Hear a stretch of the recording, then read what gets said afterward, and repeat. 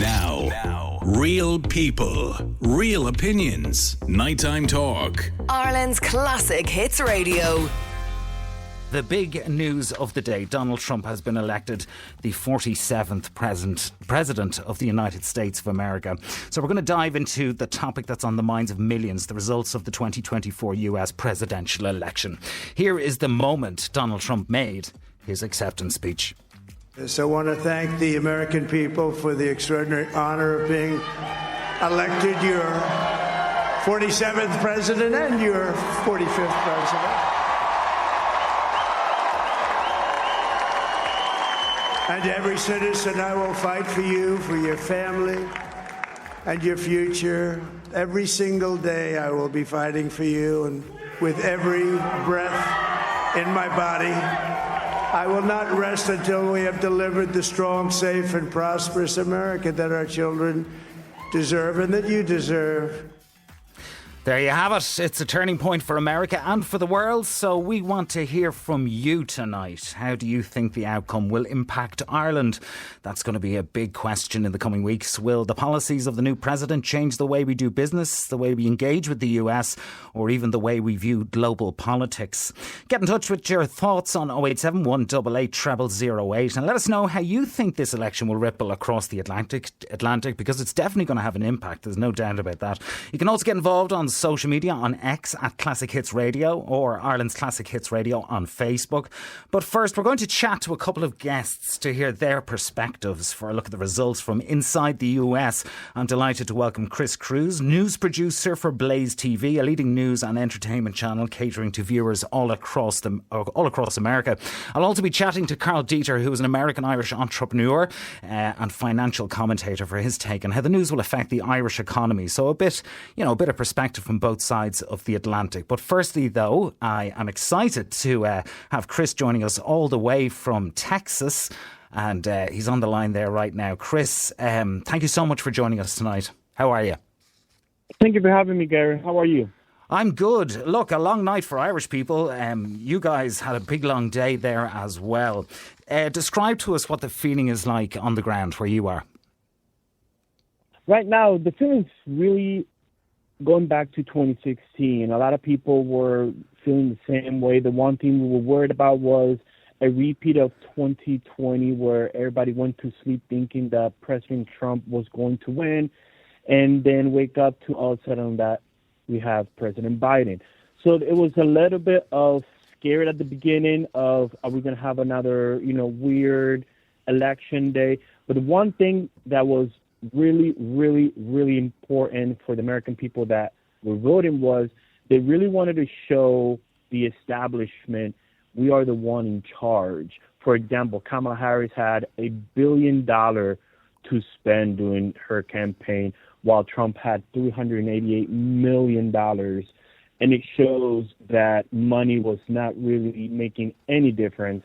Kamala Harris had every endorsement from anybody, you can say Beyonce, Cardi B, and still was not able to close the gap, to the point where even Jake Tapper here in CNN was shocked that Kamala Harris didn't even outperform Joe Biden when he was running in 2020.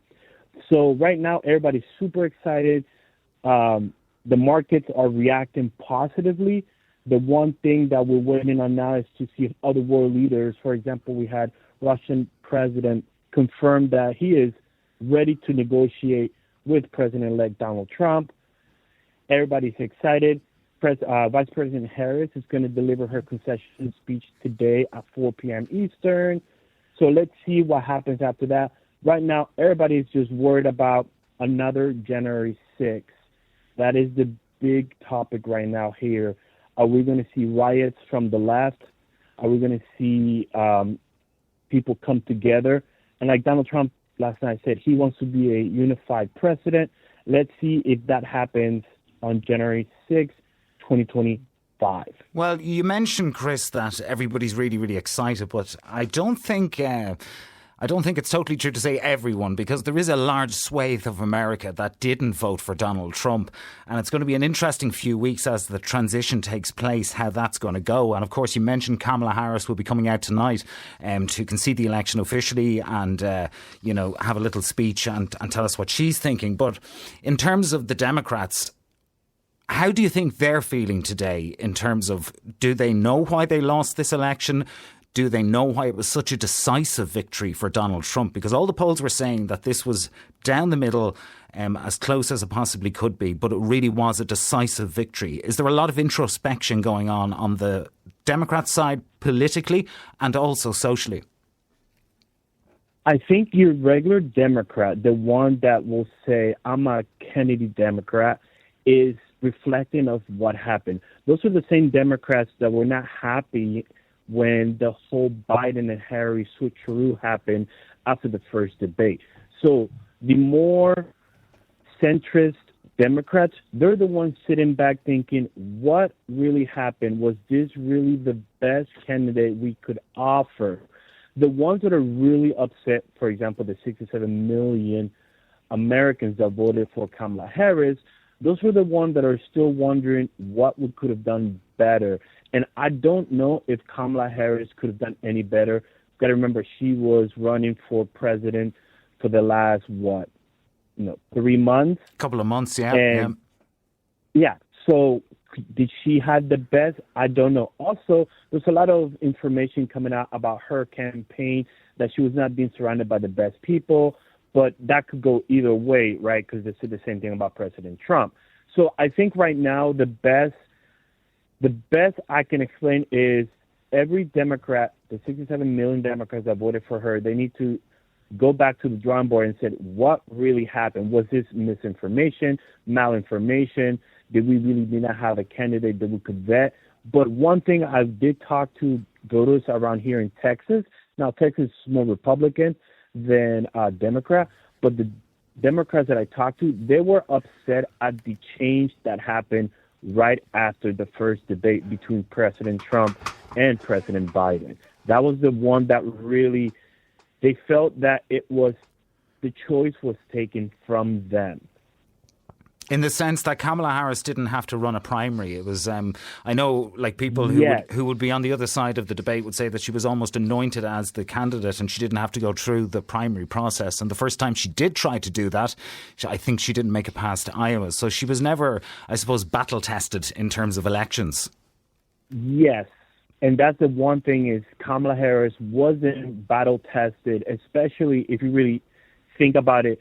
President Trump is not even a candidate that you can put you can't even put him on a candidate bubble, right? Because he speaks from the cuff, he speaks from the hips, he shoots from the hips. And when you're dealing with a person that's been in politics, right? She was in California, she was an AG there, she became a senator, then she became a vice president. So she is your typical establishment politician.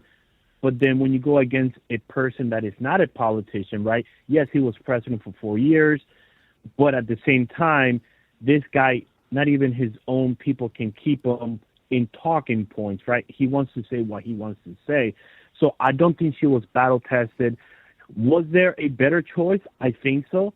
There was Mark Kelly would have been a better choice. Governor Shapiro would have been a better choice.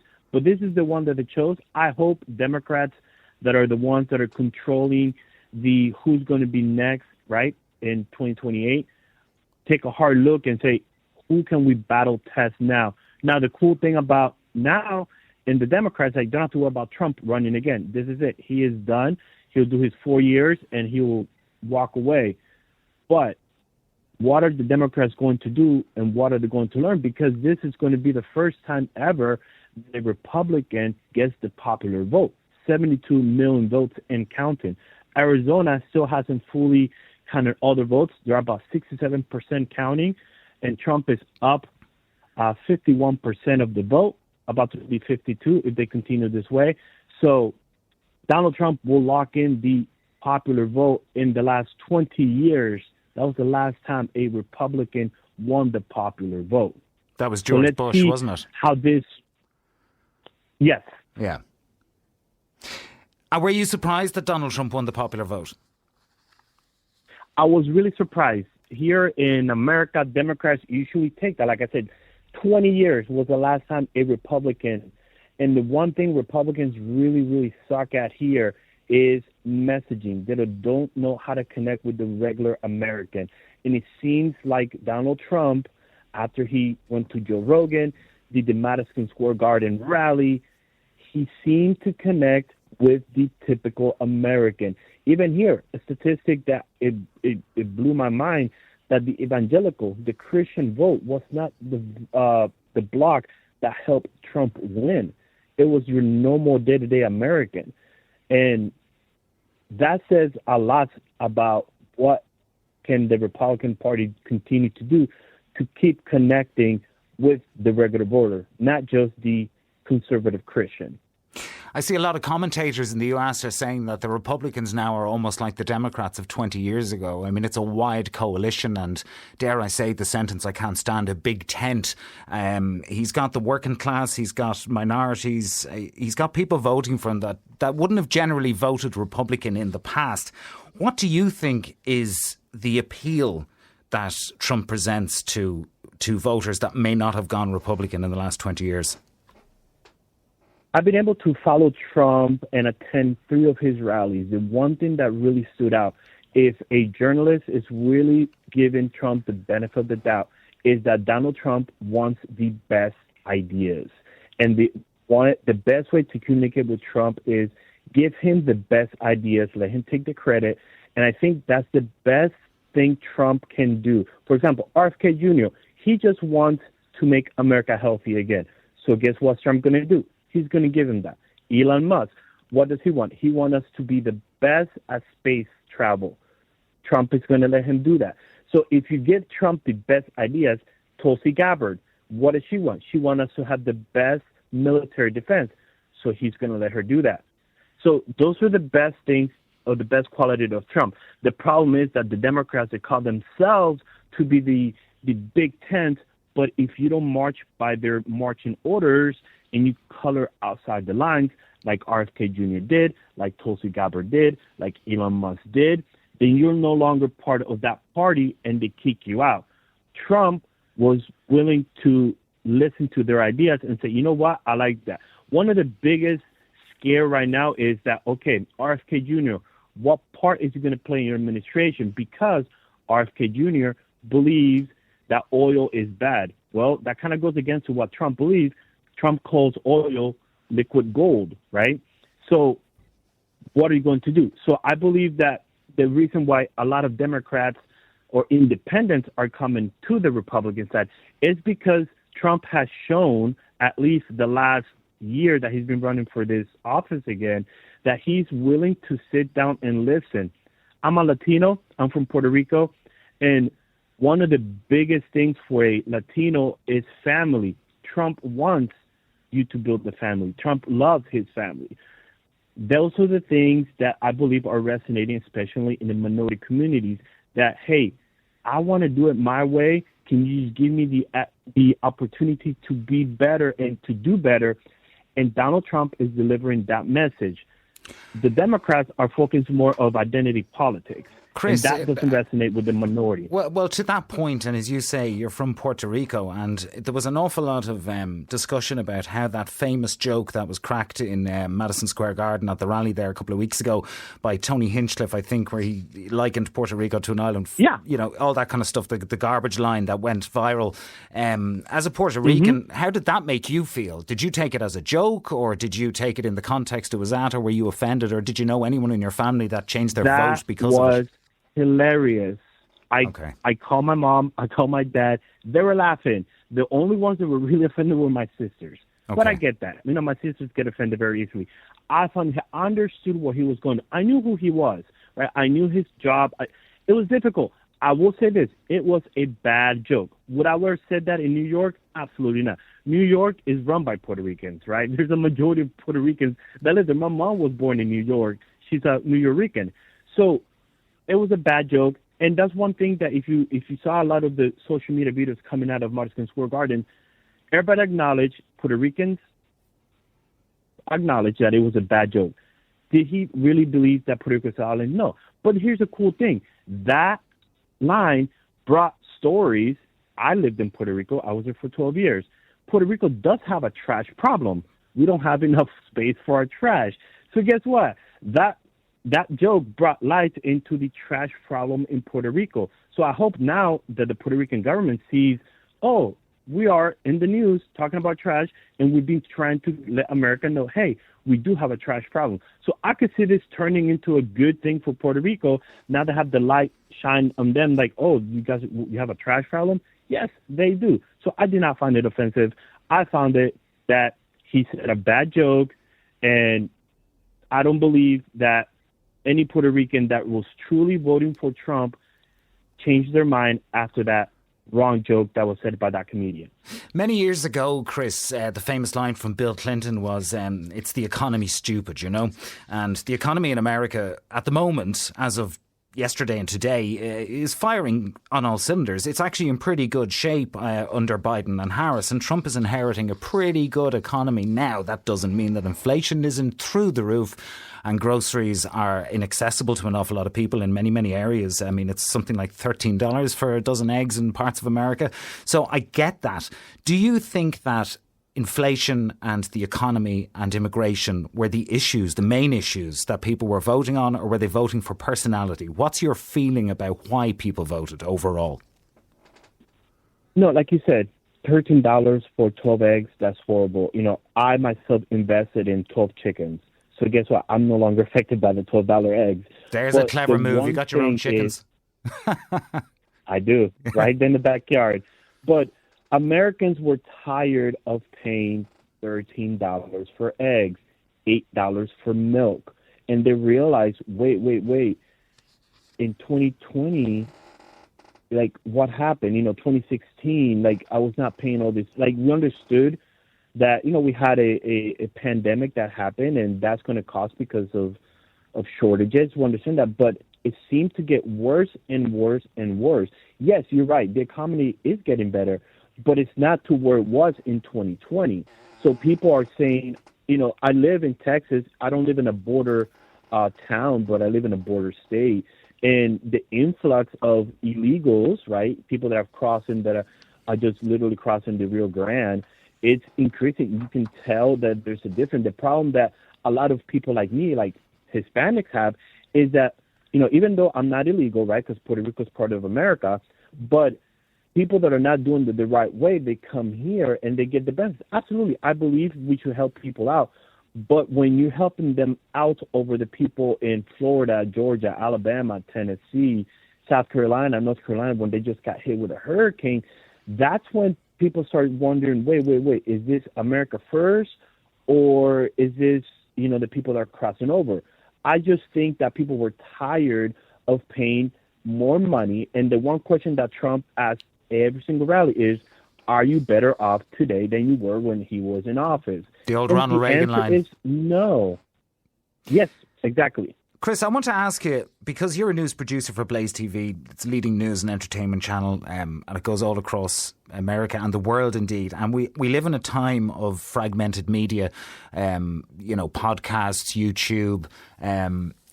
Cable news is a totally different beast than it was even 4 years ago. And I remember as a child, I grew up in the States, and the first election I remember watching with my mum and dad was Bush and Dukakis in 1988.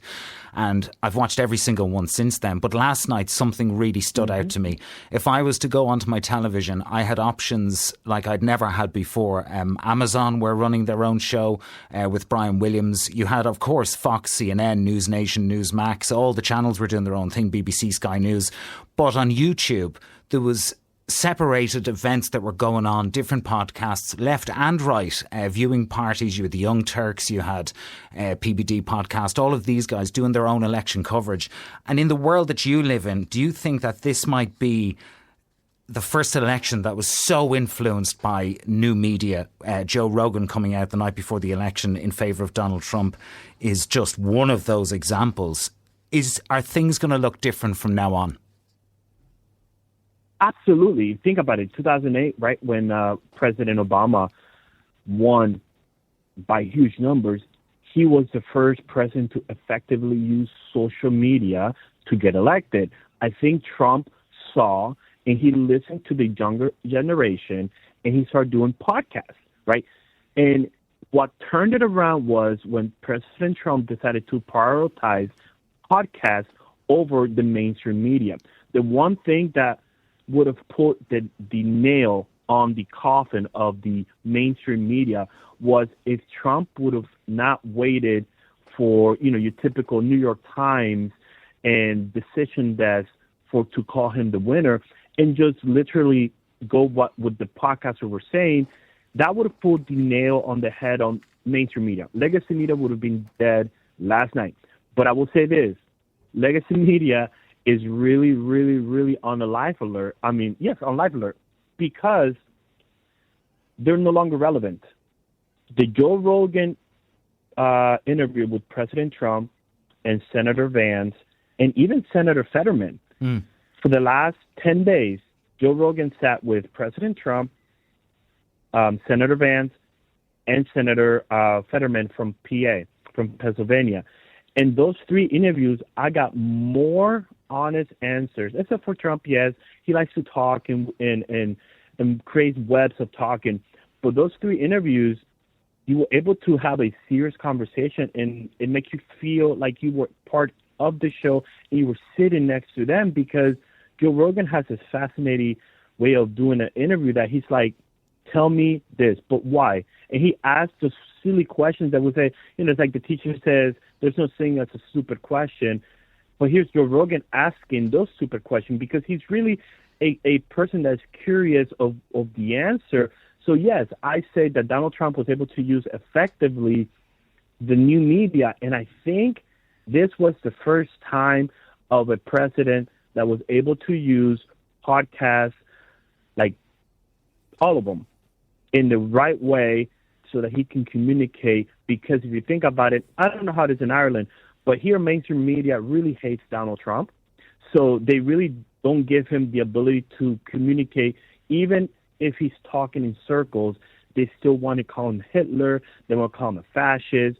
So when he goes and does a podcast, and it's a free-form podcast of 3 hours, the whole Hitler thing and the fascist thing might come up, but it's not the overarching topic of the 3-hour conversation. And even think about it, right? This interview is gone for like 20-something minutes, but you have time slots to fill. When you do a podcast, you just hit record and you talk to them whenever you're done.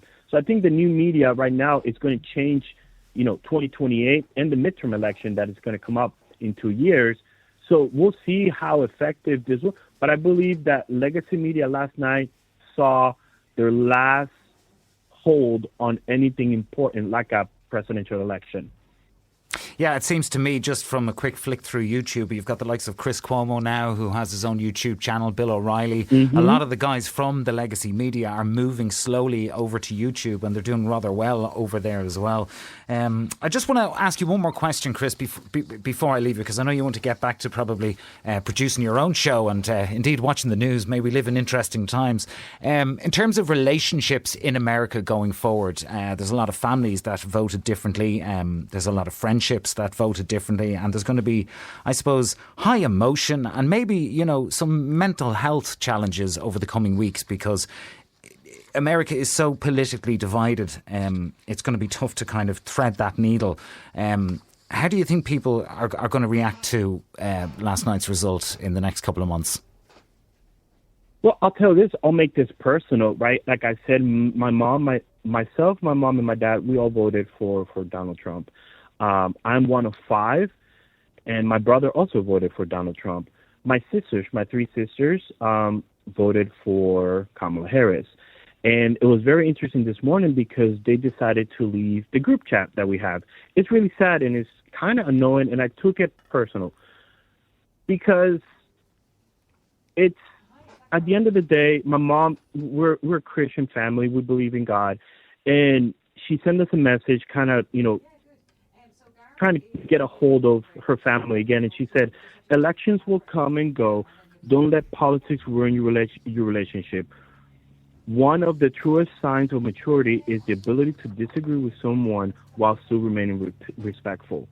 And it's sad to see that I didn't think that was going to hit my house where my sister will stop talking to me because I voted for Trump. And I thought it was a joke. I thought, that's something that was happening to somebody. But it happened to me today, last night and today. And my sisters won't talk to me. They all left the chat. I've been reaching out to them. They won't talk to me. Now, yeah, I'm not, I was joking with my brother and be like, haha, we won, Trump USA, MAGA country. But I didn't think it was going to go down the route of hurting their feelings. Absolutely, I apologized to them. And I told them, hey, I was joking. I still love you. I'm your big brother. I'm the oldest brother. You always be my little sister. But I think right now what everybody needs to do is, take your victory lap. But at the end of the day, come back together and reassure those families, hey, I still love you. It's going to be okay. And I do believe America will go through a health crisis when it comes to mental health. And I don't know how to reach to that side because they see me as a threat. They see me as the enemy, and I'm not the enemy. I just voted for a person that I thought would do better for me, and you voted for the person that you thought was doing better for me. But at the end of the day, we have to come back together. Yeah, absolutely, Kris. And I think everybody would agree. It'd be nice to see Donald Trump maybe, consider that over the coming weeks about, calming things down over there and calming things down all around the world, because everyone's got an opinion about politics, but also everyone has a vote and everyone also has a right to vote in whichever way they want to. I hope you and your family start getting on soon again, Kris. I'm sure you will. There's no doubt about it. And I do really appreciate you giving us the time tonight to discuss recent events from all the way across the big pond, as they say. Thanks a million, Kris. Thank you, Gary. Appreciate you. Appreciate it. Have a good evening. Thanks for joining us. Okay, listen, we're going to go to a quick commercial break, but we're going to keep the US election coverage going. I'm going to be joined in just a couple of minutes by Karl Deeter, who's an American-Irish entrepreneur and financial commentator, for his take on how the news will affect the Irish economy. Don't go anywhere. Very welcome back to Nighttime Talk here with Gary Brennan in for Niall Boyne. And get in touch with the programme on 087 188 0008 and let us know what you think of the results of the US presidential election. Donald Trump, President-elect, the 47th and 45th President of the United States of America. We're going to keep on this topic, and I'm joined now by Karl Deeter, who's an American-Irish entrepreneur and financial commentator, for his take on how things went. Karl, it's great to talk to you. I was watching you closely on Twitter last night. You seem to have predicted this one correctly. What did everyone else miss? I think they just missed the fact that there was a widespread rejection of the way that America had gone in the last 4 years. I think that if you consume kind of, just a lot of the American standard media, that they were completely in lockstep behind Joe Biden and also with Kamala Harris. But people, when they talk amongst themselves, that just wasn't the case. I was there about 3 weeks ago at this stage, and there was just a complete absence of support for the Harris campaign. And it surprised me because there was a huge absence of support amongst South American people that I know who are described as the Latino vote. I didn't see any people, black folks in Chicago wearing Harris Walls shirts, whereas when I was in Chicago in the past, coming up, like during Obama, he was everywhere. Hillary Clinton was everywhere. And this time there was nothing. And I think that they really just read the crowd wrong. And Kamala Harris was the most unpopular vice president in American history ever since they started taking popularity polls. I see a lot. She had failed at the job. I see a lot of people. Sorry to interrupt you, but I do see a lot of people now saying that the signs were there all along in terms of Joe Biden's favourability, the feeling in the country about the economy. The wind was blowing in one direction, and it would have been easy to tell if maybe you got your head out of the polls. Do you think that's a fair, assumption? Yeah, well, if you were following me on Twitter, you know that I was having a go about the polls last week. And actually, I ended up on a different radio station and kind of got a bit savage about my view on there. But the point is, like, the polls, you see, Trump has this thing, and I suppose you get it in a lot of different countries, where someone will vote for him but they're just not going to tell you that they vote for him. But they're completely fed up with the establishment. And there is a kind of a pious disdain from the Democrats for anyone who doesn't agree with them. And so people have learned that, look, I'll just answer the way you want me to answer, but I'll do what I actually think is the right thing when I'm in the polling booth. So, he has taken a popular vote. He has taken, a strong electoral college win. The US has the Senate. Like, everything has gone against the kind of the correct establishment, which is what most people in Ireland agree with. That, like, in Ireland, it's weird. I'm a swing voter, so I voted for Democrats in my life. I voted for Republicans. I've almost never met anyone in Ireland who has anything good to say about Donald Trump, even though he had a good presidency. And it's just there's a real blinkered vision, at least in this country, of American politics. And I think that, like I said, I think that the media being in lockstep with the Harris campaign, they just figured, look, we'll just keep on saying she's the best, she's going to win, and then she will. But they weren't betting on a few things. That brings me to something. That brings me to something I wanted to ask you, because you're American Irish, and I am as well. My father lived there his whole life, and I went to school over there. And I find sometimes that there's absolutely a love of Democrats in this country. No matter what, it doesn't matter who it is. It doesn't matter about their history, about their policies. There's just this kind of default Democrat standing, and it goes back a long way, of course, to Robert Kennedy and all that kind of stuff. Do you think there's a lack of understanding about how America works fundamentally in Ireland, UK, and even Europe? Yeah, I think there's a lack of understanding about how America works, and I think there's a lack of understanding about what Americans value. So I was having a conversation the other week, and people were saying, Trump, like, he's portrayed as if he's this, like, successful guy. Well, he started off with, like, $1 million when other people had nothing, and then he went bang, and then he went bankrupt again, and sure, he made all this money on reality TV. And they'd look at that as if, like, this guy's a charlatan. Whereas Americans would look at that and say, wow, he started off, he lost everything, but he made it back, and then he lost it again, and then he found a new way to make it back. He got shot, and the first thing he does is stand up after getting shot in the head and shouts, fight. Like, these feed into massive archetypal, desirable aspects of American life, which is the fighting spirit, which is, getting back up after you've been knocked down. And even in the vice president pick with J.D. Vance, like, he is a very inspirational character. If you look at his life, he was, he wrote a book called Hillbilly Elegy, which is about him growing up as a hillbilly in a broken family with a drug-addicted mother. He goes off into, the U.S. military, gets sent off to a war, comes back, puts himself through Stanford Law School. Look at what he's risen to. This is all stuff, like I said, it feeds into a very deep psychological need in the USA that anybody can make it. And that's the message that Americans like. And that's the message they can buy into. They don't really buy into a campaign based on abortion, based on, being told that if you don't vote for us, you hate women, you hate, minorities. And that's why even the minorities themselves, blacks and Latinos, voted en masse. And what I was going to get back to earlier was that in the past, I think the Democrats had relied on the ability to suppress social media, but Elon Musk buying Twitter changed all of that. There wasn't going to be suppression of anything on Twitter, or at least it was going to be a bit more even-handed. And they also didn't bet on the fall of the legitimacy, or the not the legitimacy, but perhaps the credibility of the mainstream media. People just clearly aren't listening to them anymore. And they're paying more attention to, podcasters, to a lot of different ways to find the information that you consume. This was something, and I actually, think in time that's going to be. Yeah, this was something that came up on my previous guest, Cruz, who works with Blaze TV, and we were talking about that, the importance and the difference, because, I mean, I was up all night watching it, as I'm sure you were, as I know you were, actually.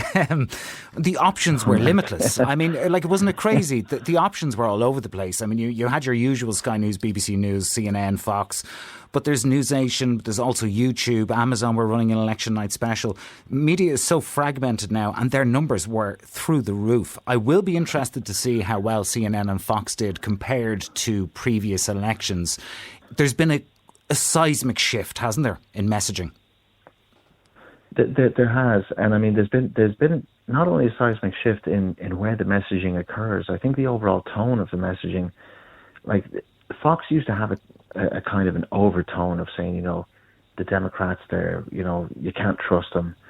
You know, they like a bit of a slur approach towards the way that you would view Democrats, who, by the way, is like in general half of America. And I want to get on to another point, by the way, that America is in no way as divided as what the media is telling us it is. But the other thing is, I was watching some of the post analysis on MSNBC, and they were just reaming off these like rapist, misogynist, racist, convicted felon, bankrupt, blah. Like all they could do was go after Donald Trump, and no one wants to buy into that message. Like that negativity like loop. No one gets inspired by that, and I actually had to turn it off, even though I was interested in what people had to say, because I was thinking to myself, why? Like the guy just won an election, and all you can do is act like a sore loser and just think of every slur you can throw towards him. And he was elected by more than half of American voters. But the other thing I was going to say about another overtone that you hear is, oh, the country's divided, it's broken. Absolutely not the case. I was traveling, I was in 4 different states a couple of weeks ago. I was in Florida, New Jersey, Illinois, and Chicago, and also in Arkansas. Americans are great. For the most part, they love each other. They're still friendly, they're still nice. You know, if you fell down on the street, they'll help pick you up, dust you off. It's the highly politicized and mostly kind of college campus and elitist people who will be saying that the nation is doomed. I think for regular Americans, so many of them don't even vote because they don't care. They're just getting on with their lives, and I think a Trump presidency will be good for them. Yeah, it's a point I often make. It's just me. It's what I think. I think most people actually live in the middle. We do have our fringe left and we do have our fringe right, but for the most part, people have more in common than they think they do, and the media divides. Absolutely. The media divides to make money. I want to ask you, Karl, because you've got such a financial background, what do you think this means for Ireland going forward? The Apples, the Googles, you know, the usual question that we get all the time when we get a new US president. Well, look, that whole momentum was put away under Barack Obama when he was president, and it hasn't gone away. And American, you know, taxpayers push upon their politicians to get money that they believe is theirs, and no different than we would do if there was something that was, you know, considered Irish assets or ultimately Irish type companies that were making, you know, millions elsewhere, and we were getting nothing. So that's not going to go away, but it's also not going to move fast because it can't. There's too many tax treaties, too much complexity. There's legislation has to be passed. This isn't typically the kind of thing that you do a presidential order on, which is where the president can kind of make certain rules that are just made overnight at the you know, quick swish of a pen. So it's a trend that's been there for a while. It's not going to change. I think that it will change the kind of the overtones or certainly the mood music, and that we probably have to think about what do we do, because Irish trade, for instance, with Brexit, like American trade is about 10 times what we do with the UK. Every man, woman and child in Ireland has about €10,000 worth of trade with the USA when you divide out the amount of trade across our population. It's absolutely gigantic. They're the most important market in the world, so we will have to protect that. But I think our politicians will be practical, and there'll be a lot of people jumping up and down saying, you know, bad things are going to happen. I think most things will be fine. I think the things that are also going to take place initially, Donald Trump has some work to do in the USA. He has some work to do with a restoration of the ending of, or a restoration of peace and the ending of wars, which he has always been a very pro-peace president. And, you know, he said he was going to end ISIS. He ended ISIS. There was no new wars under Trump. You know, even Obama, who had won like a Nobel Prize, Peace Prize, brought America from 2 to 7 wars. And I think he has some things that he wants to make his claim to fame, because this is his last term for definite, which is a president of peace, a president of the restoration of the USA. I don't think we're going to factor too highly on his to-do list early days. As time goes by, of course we will, but there's time to deal with that. And I think I think there'll be things put in place that will help us deal with whatever comes down the tracks. And I'm no financial guru myself, but I mean, I know I can barely balance my own accounts. But to my mind, these companies need European headquarters. No matter what the policy is in the United States, they need to have presence around the world. Would that be a fair thing to say? That absolutely is, yeah. I mean, but it's the same. Like if you're a tech company in Ireland and you go to do business in America, if you could do it in any meaningful way, you have to have a subsidiary there. And then they have, various things that they do to make sure that you're not like squirreling money back to the parent company, etc.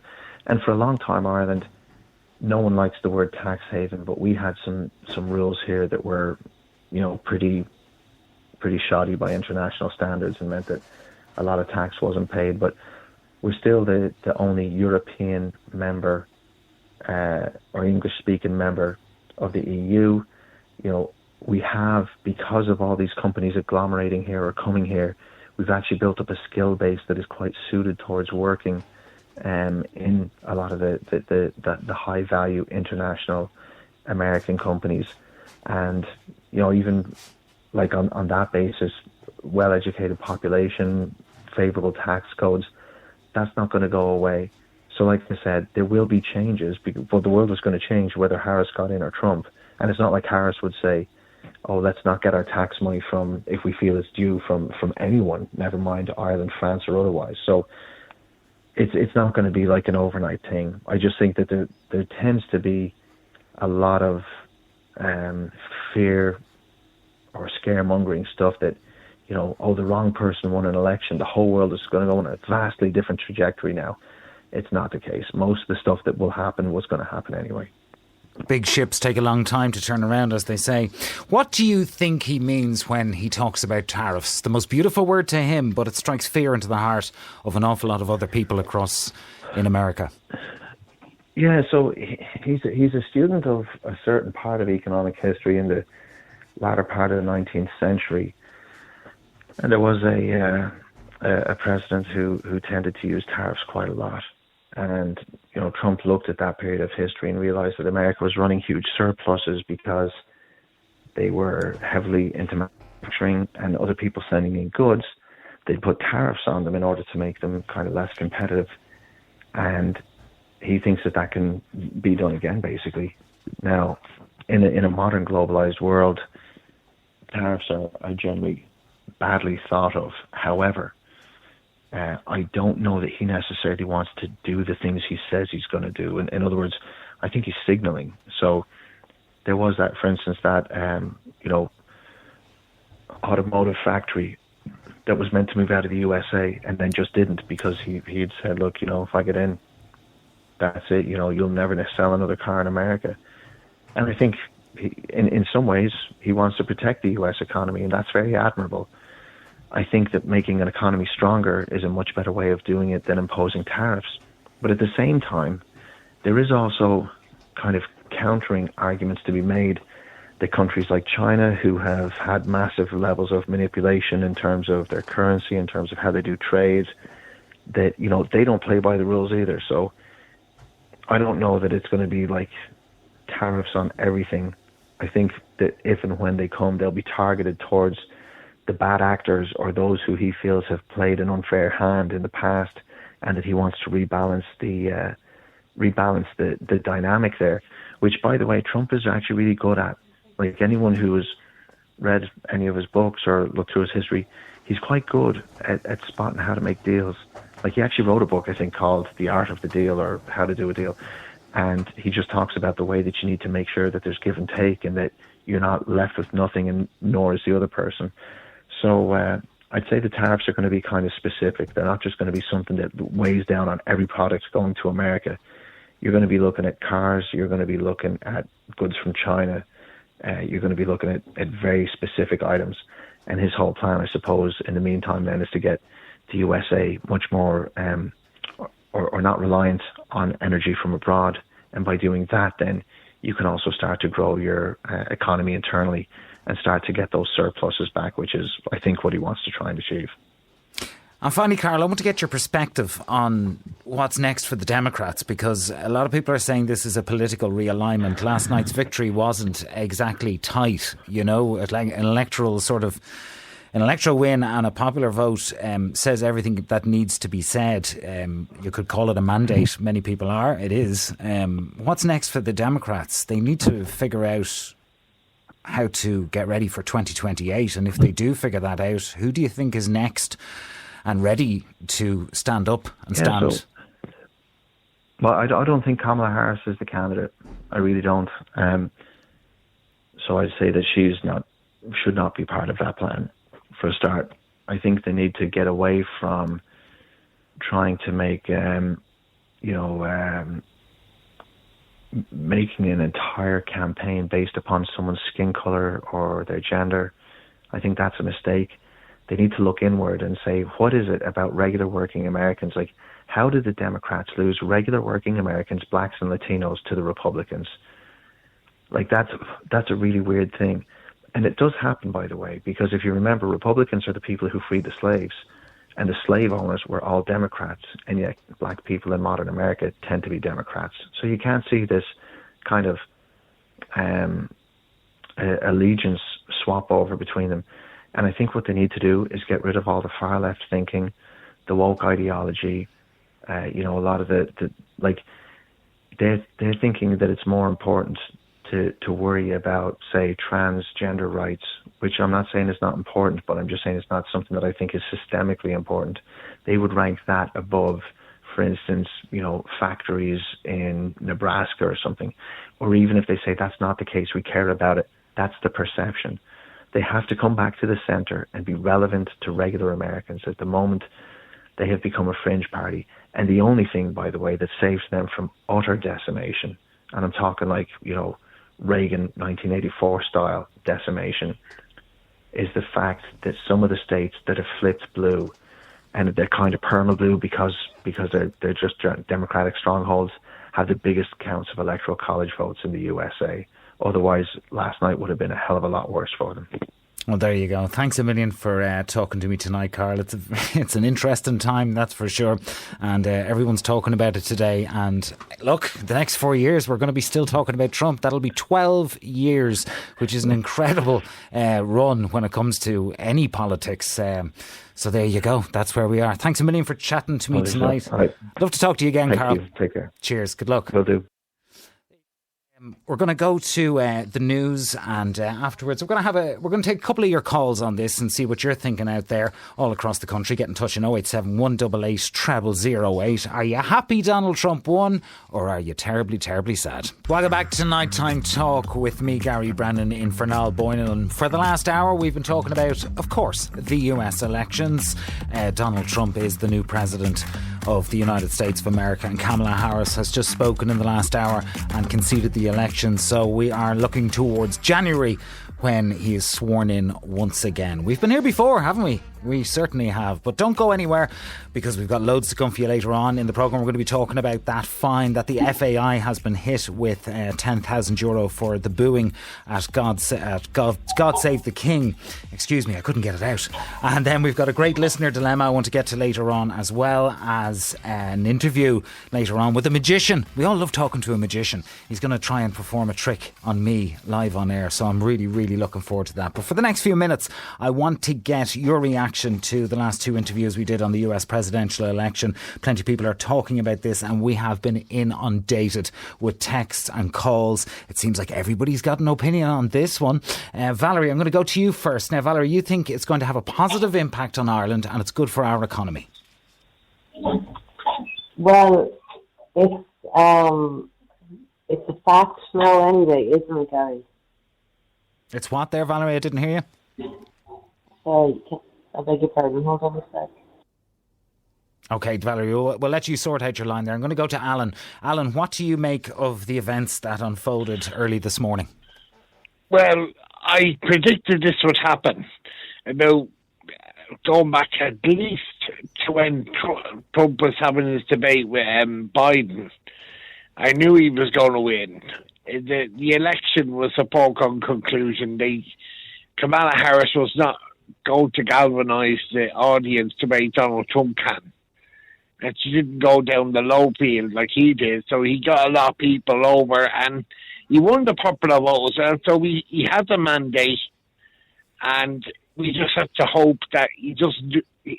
See, I don't think his policies are dangerous. It's his personality and the way he goes on and the way he holds control. It's not very nice. He's very arrogant and very aggressive. Do you think, Alan, a lot of people voted for him holding their nose? Some states, some people did. But I don't think there would have been that. I think most of the people that voted for him were sick of the economy. It was the price of everyday products in America is very dear. And people just felt they were better under Trump, and they went for him. But, like, what Donald Trump did there at an auditorium going back about 2 days or 3 days ago, where he was doing a simulation of sex on the stage.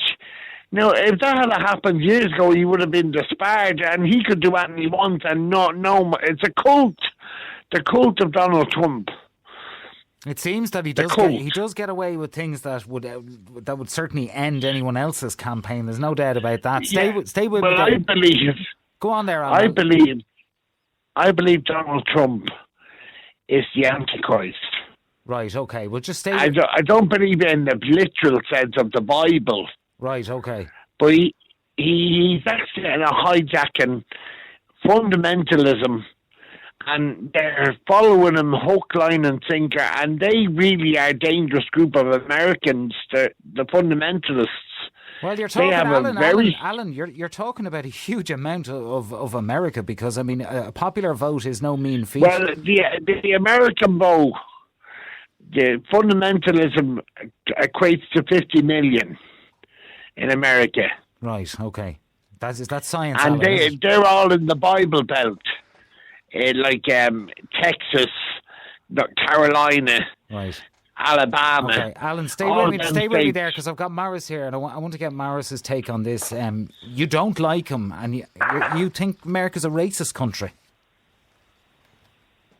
Yourself? Sorry, you're talking to me, Gary? Yeah. Yeah, Maris, you don't like Donald Trump. Yeah, sorry. No, not really as a person. No, I think he's not a very good example as a human being. He's a failed businessman. He paid off a porn star. I don't know what people see in him. He has a flawed character. I was talking to a friend of mine. He lives up in Montana, which is close to the Canadian border, and he said he's going to sell up and go and live in Canada, because he said America is lost forever now. Why would you go back? And Montana went red last night, so he'd have a lot of friends that would be there. You go. That's why he's going out. That's why he's getting out. He just, they can't take us. They just don't think, they think, well, to be honest with you, look, I'll be honest with you, every white man that's living in America is from Europe. And that's the truth of it. Because you said you have, because they're all invaders from Europe. They're not the original people of the Americas.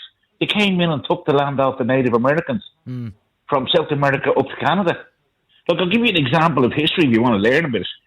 When Columbus landed in America, there was over 100 million Native Americans from South America to Canada. By the time the Second World War was over, there was 800,000 left. Here's your genocide. Does anybody know about us? Oh, I think a lot of people know about the very bloody history of the founding of America. There's no doubt about that. But I want to stick with Donald Trump. Exactly. I want to stick with Donald Trump and Kamala Harris. Why do you think it is that he won so resoundingly last night?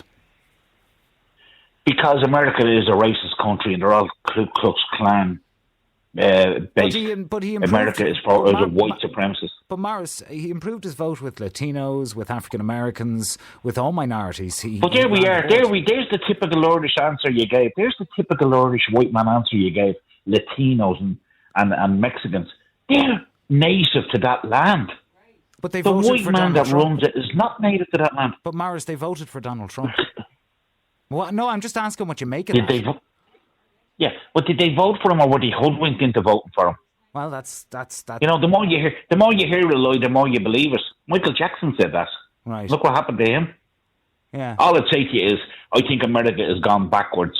I don't like the man. I don't believe what he believes in. I don't look at him as any man that has 3 wives and 5 children is a flawed character to me. And any man that buries his ex-wife on his land for tax purposes is a dog. And if you were living in America, Morris, would you have voted for Kamala Harris, or would you have not voted at all?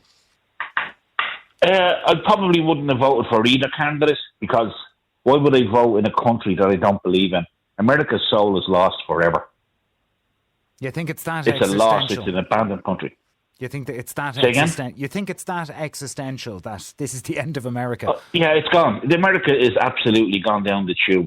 It doesn't matter. It doesn't matter how much money you have. Chase the dream. 2 cars, 2 houses, 2 swimming pools.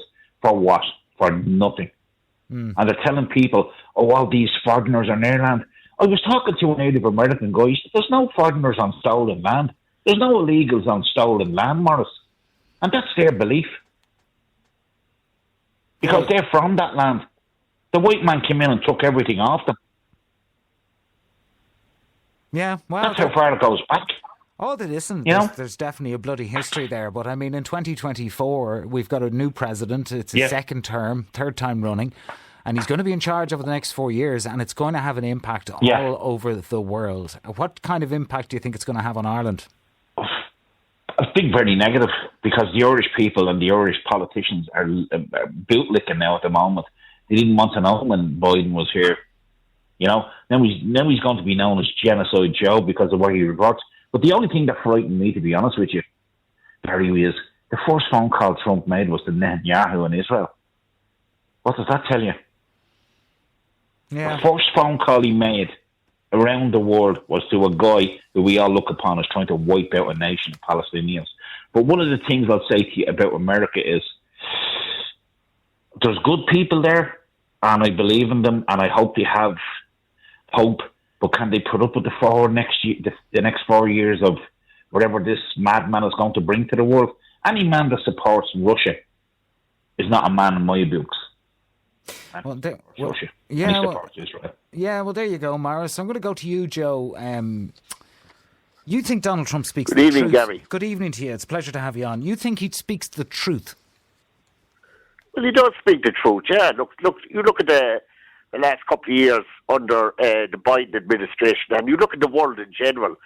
We're in a very, very dangerous liberal agenda now going on around the world, and it's very, very concerning. You know, and I think that, and look, no disrespect to Morris, I respect Morris's view, and I respect everyone's view, and I'm not going to criticise Morris for what he said, but I'm just expressing my own view that I think that a Trump victory is this is the best thing ever happened, because, number one, you must remember, he was the first man to take on Kim Jong-un in 2018. He was the first man to actually meet a North Korean leader. And that was one of the most historical meetings I think ever happened. I think he was the first US Joe. I think he was the first US president to walk across the border into North Korea. Wasn't that it? He was, yeah, that's right. Now I know the peace talks didn't go according to plan, but with respect, I still think it was a historic event, because as you remember back in 2017, the world was on a knife edge, because your man Kim was letting off a lot of flaming rockets left, right and centre across the peninsula. And there was actually consequences that it could head over on this side of the world. And I think only for Trump that time, we would have been in an Armageddon situation. Rocket Man, so is that what Donald Trump called him? Rocket Man.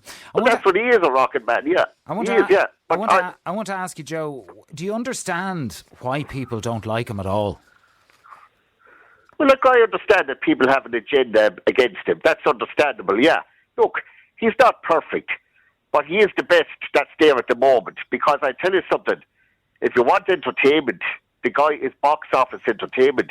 I was watching him there all the last couple of months, his press conferences, and I tell you, you know, I actually get more enjoyment listening to him than I would listening to the likes of Harris or Biden or any of the rest of them, because the guy's an entertainer. Now, I understand that people have an agenda against him. That's okay, but that's their motto. But my motto is, and I'm just speaking on behalf of myself, I have great respect for the guy. I think the guy he's a businessman. You must remember he's a businessman, and he's a man. He gets things done, and what he says goes. He does it, and I think that we need a sort of a little bit of conservatism to come back into society, because the way the world is going at the moment, with all this transgender nonsense and everything, and all this woke crap, it's getting worrying. And of course, today you had our good old colleagues, the Labour Party, giving out as usual. Now, I wouldn't take any heed of what they'd say, because they'd give out about a barking dog if he was barking, you know. But with respect, I have no problem with Donald Trump. I am delighted he's in, and I'm looking forward. And I'll tell you something. I know that if Niall was on tonight, Niall is probably celebrating as well, you know, and a lot of people who have old school conservative views would be happy, you know. Niall is somewhere in the world, and I'm sure he's smiling tonight. Stay with me. Oh, he is smiling, yeah. I'm sure he is. Stay with me there, Joe. I'm going to go to Rob. And you think that the media and the government have been disgraceful towards Trump, that he hasn't gotten a fair shake? Good night to you, Gary. Good night to you, Rob. 100%. That's my thoughts on this completely. Well, our government has been a disgrace. Sorry. Rob, are you there? Rob? Okay. Yeah, hello. Oh, there you are. Rob, are you there? Yeah. Keep going. The line dropped there for a second. You were saying that the Irish government have been disgraceful towards Donald Trump. In what way? Completely. In what way? Things they've said, or? Yeah, and wishing, you know, bad-mouthing them effectively, you know, and wishing that it would only be the Democrats that would be in charge. I don't think it was just them. I mean, I saw in the UK, Labour are having a few problems with things that. Exactly. They're foreign secretary. Yeah, and he have to, and the new opposition leader there, the new lady there for the Conservatives, Badenoch. that he'd had, Badenoch, or Badenoch, that that something will have to be done about that, because he compared Trump to Hitler a few weeks back.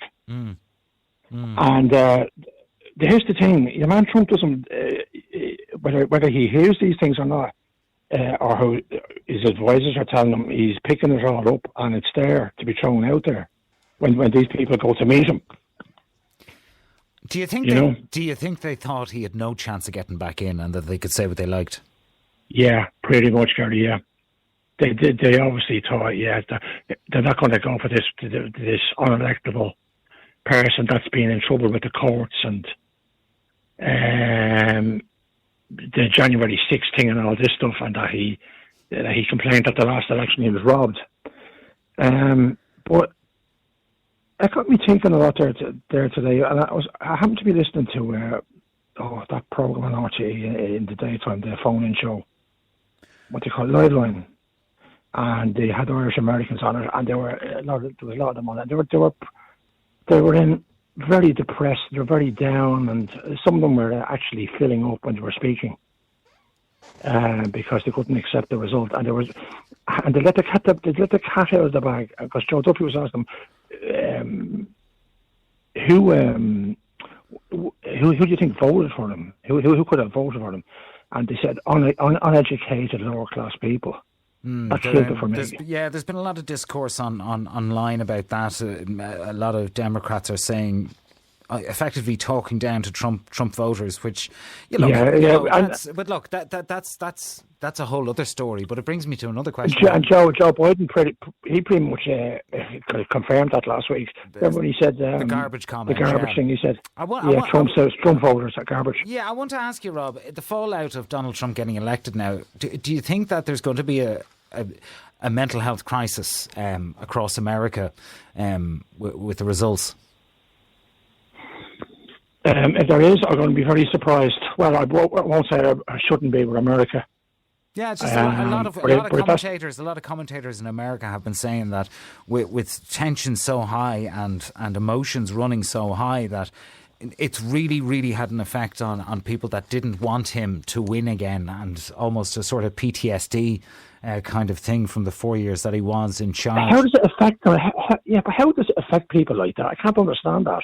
Are they that dense or dim that that's their life, and they're depressed or what have you, and they have nervous breakdowns because that man was elected. That doesn't make sense. They should get on with their lives. Some people do take it very seriously. Yeah, they do, but it's a bit OTT. Back to an Irish point of view, though, Gary. That my thinking is, I hope there's some retribution now for Ireland. How do you mean retribution? I don't mean retribution that Irish jobs will be affected. Well, of course they would be, and they'll be the fall guys. Well, in the sense that Trump looks at his tariffs and what have you, and his trade wars, and he wants to repatriate these companies, and he gets onto the companies that are based here in Ireland, the pharmaceutical companies in particular, and says you have to come back, and the corporation taxes is at the right rate now.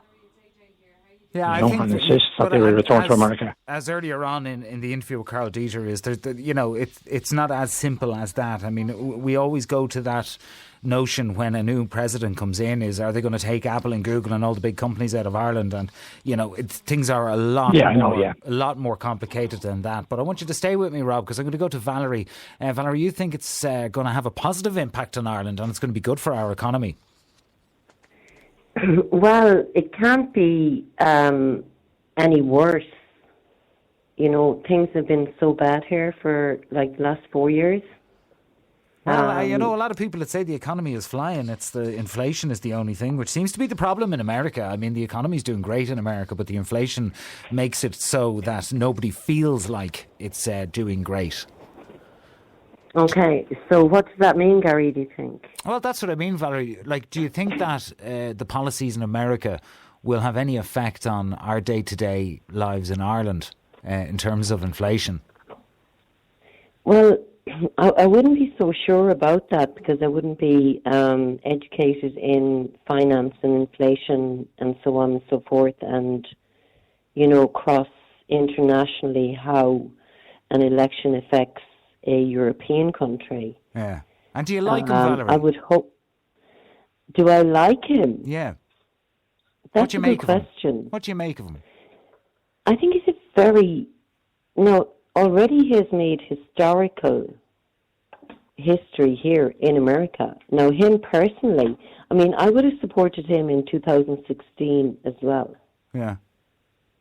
This is, I'm glad that he's got the opportunity, and the respect as well.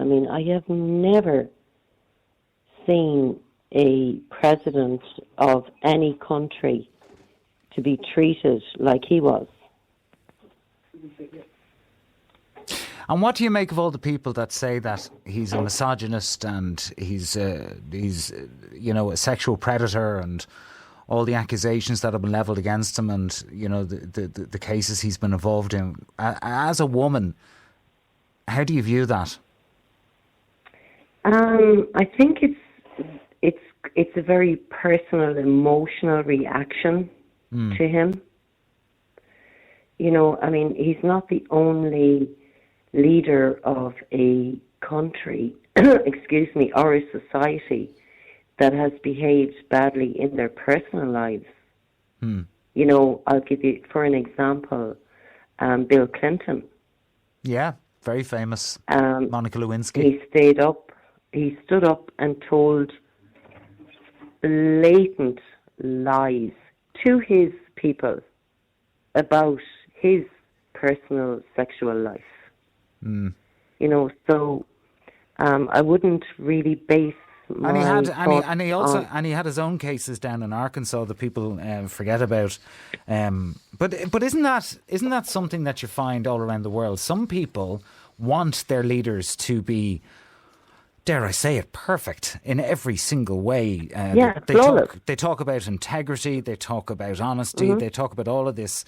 And other people would have a similar view maybe to yourself, whereby it's, look, people are flawed. If they do a good job, that's all I care about. Yeah, and people vote with their pockets or their wallets or their purses. Yeah. And I think that's how Trump got in, because he, that's what we were all hoping for here. Well, I'm hoping that there will be, diesel won't be as expensive. I'm also hoping as well, that the media will be covering domestic issues as opposed to international, like Ukraine, like Gaza. That's terrible. We all know that, but what about us? Well, it's an interesting point because, as we know today, Simon Harris said that there's going to be an election this month. I mean, there's been an awful lot of chatter about it over the last couple of weeks. So we've a fair idea. It's going to be the end of this month, and it's the 29th. Yeah, the 29th of November, Friday. On Friday, yeah. Just quickly, while I mention it, it's important to remember that that's not too far away. So if you're not registered, get onto the Citizen Registry now and do that, because that election is going to come out of nowhere. In stark contrast to the US election, which seems to have been going on for 12 years at this stage, and it looks like they're already starting to go to 2028. But listen, Valerie, thank you so much for joining me, and yourself as well, Rob, and thank you, and everybody else for calling in. Look, it is what it is, the US presidential election. I think we've talked it into the ground now at this stage. I'm sure, though, we'll revisit it again, because Donald Trump is, as one of our callers earlier on said, box office for good or for bad. And I'm very aware that there's people out there who are very disappointed today, as well as people who are very, very happy. So, sure, look it. We'll see what happens. Now, real people, real opinions. Nighttime Talk. Ireland's classic hits radio.